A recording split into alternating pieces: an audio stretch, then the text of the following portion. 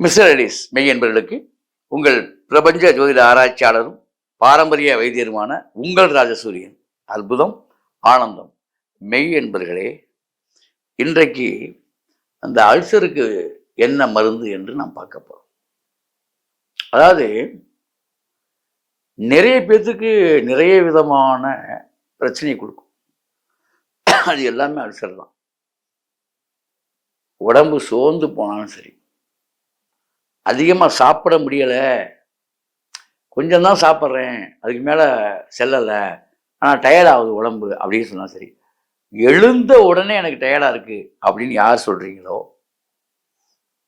இவங்களுக்கெல்லாம் ulcer complaint இருக்கு.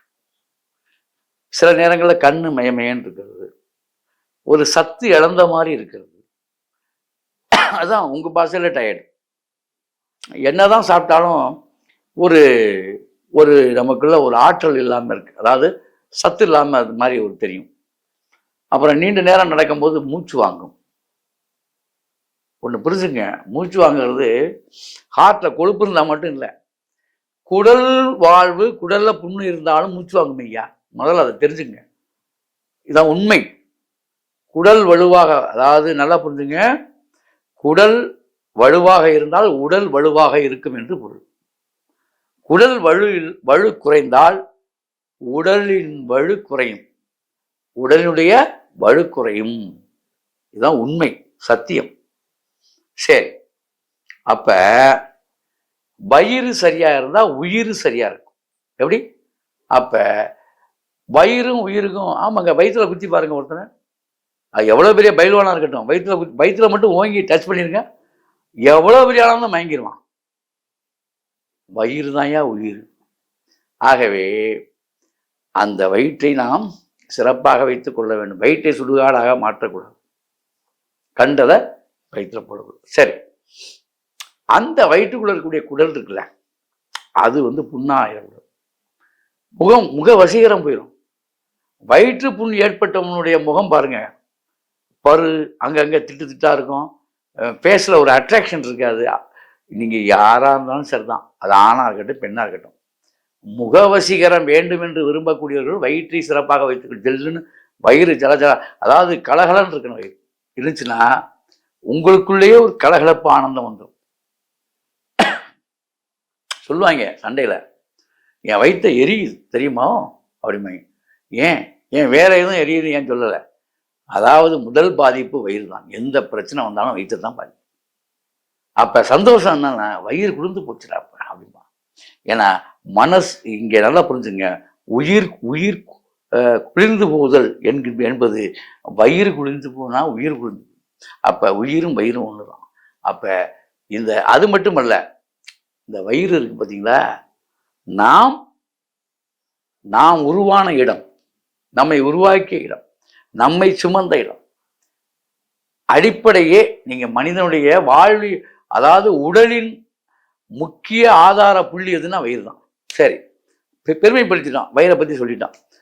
அந்த வயிறை எப்படி சிறப்பாக வைத்துக் கொள்வது அப்படின்னா, கண்டிப்பாக வயிறை சுத்தம் சொல்லக்கூடிய வகைகள் நிறைய இருக்கு நாட்டு வைத்தியத்துல. நான் கூட பரிக்குதிரைன்னு ஒரு மருந்து நான் இதே மிஸ்டர் எடிஸில் கொடுத்து, என்னால் அந்த மருந்து கொடுக்க முடியல, அந்த அளவுக்கு என்னால் தயாரிக்க முடியல. அவ்வளவு மருந்துகள் மக்களுக்கு நாங்கள் கொடுத்துருக்கோம். அந்த பரிக்குதிரை அது வயிற்றை சுத்தம் பண்ணக்கூடிய அற்புதமான பாரம்பரிய மருந்து. சரியா? அந்த மாதிரி நீங்கள் உங்களுக்கு தெரிஞ்ச ஒன்றும் இல்லை, விளக்கெண்ணெய் சாப்பாட்டில் தாளிக்கிறதுக்கு நீங்கள் சேர்த்துக்கிட்டாலே வயிறு சுத்தமாயிடும். டெய்லி அன்றாடம் சமையல் எண்ணெயில் விளக்கெண்ணெய் சேர்த்துக்கணும். சமையல் எண்ணெய் செக்கெண்ணெயாக இருக்கணும், நல்லெண்ணெய் கல்லெண்ணெய் செக்கெண்ணெயாக இருக்கணும். அதில் 1 லிட்டர் கடலெண்ணெய் என்றால், நல்லெண்ணெய் என்றால், அதில் 1/4 லிட்டர் விளக்கெண்ணெயை சேர்த்தணும். அதில் நீங்கள் சமையல் பண்ணி தினமும் சாப்பிட்டு பாருங்கள், இந்த மலச்சிக்கலே வராது. மலச்சிக்கல் போயிட்டா மனச்சிக்கல் போயிடும். இதெல்லாம் சித்தர்கள் சொன்னது. சரி, நல்லது. இது மாதிரி பண்ணீங்க. அது இன்னும் எளிய முறையெல்லாம் இருக்குது. உப்பு எல்லாத்துக்கும் தெரியும் உங்களுக்கு, நிறைய இதில் பார்த்துருப்பீங்க, அது உண்மையும் கூட. வெந்நீரில் ஒரு 4 ஸ்பூன் உப்பை போட்டு வாரத்தில் ஒரு நாள் ஒரு 4 ஸ்பூன், அதாவது ஒரு 1/2 லிட்டர் வெந்நீர், ஒரு 5 ஸ்பூன் உப்பை போட்டு கலக்கி வெறுமயத்தில் குடிச்சிட்டு லெமன் கொஞ்சம் புழிஞ்சு விட்டு அப்படியே குடிச்சிட்டிங்கன்னா வயிறெல்லாம் சுத்தமாக. இது மாதிரி சுத்தப்படுத்திக்கணும், அடிக்கடி வயிற்றை சுத்தப்படுத்திக்கணும். Right, okay. இப்போ விஷயத்துக்கு வரேன். இந்த இதுக்கு ஒரு அற்புதமான மருந்து சொல்கிறேன், அதை தெளிவாக செய்யுங்க. கண்டிப்பாக 7 மணிக்கு மேலே சாப்பிட்றத கொஞ்சம் அவாய்ட் பண்ணுங்க. இரவு சாப்பாட்டை முந்தையே சாப்பிட்டு முடிச்சிருங்க. சாப்பிடும்போது மென்று சாப்பிடுங்க. அவசரமாக தயவு செஞ்சு சாப்பிடாதீங்க. இதெல்லாம் அல்சருக்கான முடிஞ்ச வரைக்கும் பச்சை மிளகாயை தவிர்த்துருங்க. பச்சை மிளகாய் சாப்பிட்றத தயவு செஞ்சு தவிர்த்துருங்க. சாப்பாட்டுக்கு பிறகு டீ சாப்பிடுங்க. சாப்பாட்டுக்கு முன்னால் டீ சாப்பிடாதீங்க. டீ காஃபி சாப்பிடக்கூடாது. அதெல்லாம் அல்சரை அதிகப்படுத்துறது. டீ காஃபியெல்லாம் ஞாபகத்தில் வச்சுங்க. முடிஞ்ச வரைக்கும் டீ காஃபியை தவிர்த்திங்கன்னா ரொம்ப நல்லது. வெள்ளைச்சீனியை தவிர்த்தே விட வேண்டும். சரி, சிறப்பாக உங்களுடைய அழகு கட்டுக்கோப்பாக நீங்கள் இருக்கணும்னா நான் சொன்னதை மட்டும் வளப்படும். டீ காஃபியை தவிர்த்துருங்க. அதான் அப்புறம் நாங்கள் என்னங்க சாப்பிட்றது? வெந்தய காஃபி சாப்பிடுங்க. காஃபி விருப்பம். கொய்யா இலை டீ சாப்பிடுங்க. ஏலக்காயும் கொய்யா இலையும் போட்டு நசுக்கி 100 மில்லி தண்ணியை ஊற்றி கொதிக்க விட்டு பாருங்களேன். டீயை விட வாசம் சூப்பராக இருக்கும். நீங்கள் குடிச்சு பார்த்துட்டு சொல்லுங்கள். அந்த மாதிரி சாப்பிடலாம், பழகுங்க. இதுவும் எவனா ஒருத்தன் கற்றுக்கிட்டு தானே. இந்த தேயிலை ஏதோ ஒரு இலை, அது இலை தான், அதில் கெமிக்கல்லாம் இப்போ போட ஆரம்பிச்சிட்டான், பார்த்துங்க. சரி, இப்போ விஷயத்துக்கு வரேன். இந்த அல்சருக்கு என்ன மருந்து? வேற ஒன்றும் இல்லை சார். வரகு சாமை. அல்சர் கம்ப்ளைண்ட் உள்ளவங்க மனசில் வச்சுங்க. 3 வேளையும் நான் சொன்னதை சாப்பிடணும். 48 நாள் 1 மண்டலம் சாப்பிட்டா போதும். என்ன உங்கள் உடம்பு அப்போ அல்சர் உள்ளதான் சாப்பிடும். எல்லாத்துக்கும் அல்சர் இருக்குங்க சார். ஓப்பனாக சொல்கிறேன், இன்றைய காலத்தில் புரோட்டா திங்காத ஆளுகளே கிடையாது. கடையில் சாப்பிடாத ஆளுகளே கிடையாது. அதே மாதிரி இந்த பர்கரு பீஸா சாப்பிடாத ஆளுகளே கிடையாது. கண்டிப்பாக கெமிக்கல் ஆக்ட் இல்லாமல் நீங்கள் சாப்பிடல. சிக்கனை தொடாத ஆளுகளே, சிக்கனமாக இருந்தால் கூட சிக்கன் இல்லாமல் இருக்க மாட்டீங்க. இந்த மாதிரி ஆட்கள் நிறையா இருக்கீங்க. அதனால் நான் சொல்கிறேன், தயவு செஞ்சு நான் சொன்னதை 48 நாள் கடைப்பிடிச்சிருங்க. அப்புறம் தப்பு பண்ணுங்க, பரவாயில்ல. ஏன்னா வேறு வழி இல்லை, நீங்கள் மாற மாட்டீங்க. மாறாட்டியும் பரவாயில்ல, உடம்பை தேர்த்தி அப்பப்போ வச்சுக்கோங்க. ஒரு 30 நாளைக்காவது நான் சொன்ன மாதிரி இருந்து பாருங்க. அப்போ அவ்வளோ கலகலப்பாக இருக்கும் உடம்பு. உண்மையான வெண்ணெய், பச்சை வெண்ணெய் வாங்கிங்க. காலையில் இட்லி சாப்பிட்டாலும் சரி, சாப்பாடு சாப்பிட்டாலும் சரி, 100 கிராம் வெண்ணெய் காலையில் நீங்கள் சாப்பிடணும். வெண்ணெயில் தான் அந்த இட்லியை சாப்பிடணும். ஐயோ, ஓவர் அல்சர் சார் எனக்கு. அப்போ அல்சர் இல்லாதவங்க கூட சாப்பிட்டு பாருங்கள். ஒரு 10 நாளைக்கு சாதாரண நாளும் சாப்பிட்டு பாருங்கள். அவ்வளோ அற்புதமாக இருக்கும் உடம்பு. காலையில் 100 கிராம் வெண்ணெயில் இட்லியை தொட்டு சாப்பிடும். அப்போ சட்னி சாம்பார்லாம் அதெல்லாம் அவாய்ட் பண்ணுங்க. இந்த கார விஷயங்களை கொஞ்சம் அவாய்ட் பண்ணுங்க. அப்போ தான் அல்சர் சரியாக கொஞ்சம் பத்தியம். அப்புறம் நெய் போட்டு உப்பு போட்டு மத்தியானம் அவ்வளோ சாப்பாடு. நெய் உப்பு கொள்ளுப்பொடி. இதில் என்ன சொல்கிறேன்னா, காலையில் தினைச்சோறு, மத்தியானம் வரகுச்சோறு, நைட்டு சாமச்சோறு, இவ்வளோதான். இதில் வெண்ணெய், நெய், மோர் வந்து பகலில் தான், நைட்டில் கிடையாது. நெய்யை நைட்டில் சாப்பிடலாம், வெண்ணெயை காலையில் சாப்பிடலாம், வெண்ணெயை நைட்டும் சாப்பிடலாம், தப்பு இல்லை. ஆனால் மோர் மட்டும் பகலில் மட்டும்தான் யூஸ் பண்ணணும். இவ்வளோதாங்க. இதில் தான் அந்த 3ஐயுமே சாப்பிடணும். வேற உணவு, அந்த கீரையை சாப்பிடு, இந்த கீரையை சாப்பிடு, அதை சாப்பிடு, எதுவுமே நான் சொல்லி. இவ்வளோதான். தினை, சாமை, வரகு தாராளமாக கிடைக்கும். இதில் அப்படியே பொங்கிருங்க. அதை 10 நிமிஷத்தில் பொங்கிடலாம். ரொம்ப நேரமாக அப்படியே கழுவிட்டு அப்படியே பொங்க வேண்டியதுதான். வேற ஒன்றுமே இல்லை. அருமையாக இருக்கும். அதில் வெண்ணெயை போட்டு உப்பு போட்டு சாப்பிடலாம், நெய்யை போட்டு உப்பு போட்டு சாப்பிடலாம், மோரை போட்டு உப்பு போட்டு சாப்பிடலாம். அவ்வளோ அருமையாக இருக்கும். தொட்டுக்கு என்ன தான் சார், என்ன காய் வேணாலும் அவிச்சு வச்சுக்குங்க. அவியல், பொரியல் வேண்டாம் சார்.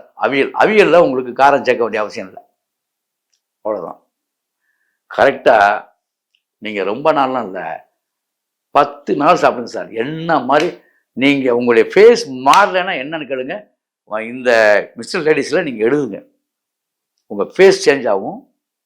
உங்களுடைய உடல் கூரை அப்போ தான் உணருவீங்க, ஆஹா இவ்வளோ ஆரோக்கியமாக இருக்கமே. நான் எல்லாத்துக்குமே சொல்கிறேன், எல்லா மனிதர்களுமே செஞ்சு பாருங்களேன். ஆனால் கொஞ்சம் அந்த காரசாரத்தெல்லாம் அவாய்ட் பண்ணணும்.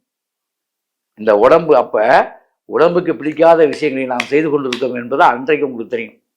அப்போ இந்த முகம் எப்படி மாறுது, அவ்வளவு லட்சணமாக மாறிடுவீங்க. யாராக இருந்தாலும் சரி, அனுபவித்து சொல்கிறேன் நான் அதை. அது மட்டும் இல்லை, மனசுக்கு இதமாக இருக்குங்க சார். 1000 கவலைகள் உங்களை ஒன்றுமே பண்ணாது. டென்ஷன் பார்ட்டியெல்லாம் இருக்கீங்களா, ஒன்றுமே சரி, நத்திங். அப்படியா?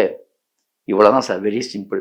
பார்க்க உங்களுக்கு சாதாரண நினைக்கிறீங்க, செஞ்சு பாருங்கள். இந்த வெண்ணெய், நெய், அதே போல் மோர், இவ்வளவுதான். அந்த 3 நேரம் எடுத்துக்கணும். அதாவது காலையில் வெண்ணெய் எடுங்க, இல்லாட்டி காலையில் நெய் எடுங்க, மத்தியானம் மோர், அதில் மாற்றுக்கிறதே கிடையாது. நைட்டு வெண்ணெய். இந்த வெண்ணெயும் நெய்யும் எப்போ வேணாலும் நைட்டும் இதுலையும் ஆக்ட் பண்ணலாம். மோர் மட்டும் பகலில், மத்தியானம் நிறையவே சாப்பிடுங்க. அதெல்லாம் கம்மியாலாம் கிடையாது, எவ்வளோ சாப்பிடணும்னு சாப்பிடுங்க. இதை தவிர நீங்கள் எதையுமே நீங்கள் இது பண்ணக்கூடாது. வரகு சாமை அரிசியெல்லாம் எதுவுமே தொட வேண்டாம். வரகு சாமை தெனை, இந்த 3 தான். வரகு சாமை தெனை கரெக்டாக 10 நாள் உங்களுடைய அல்சர் காணாமல் ஓடி போயிடும். சுகமாக இருக்கும், உடம்பே சுகப்படும். இது வேற ஆட்களும் சாப்பிடலாம். அல்சர்காரன் மட்டும் இல்லை, எல்லாத்துக்கும் அல்சர் இருக்கு, மேக்சிமம் இருக்கும். அவங்களுக்கு கூட சிறப்பாக இருக்கும். இப்படி சாப்பிட்டு பாருங்க. இப்படி செய்து அப்படி வாழுங்கள். அற்புதம், ஆனந்தம்.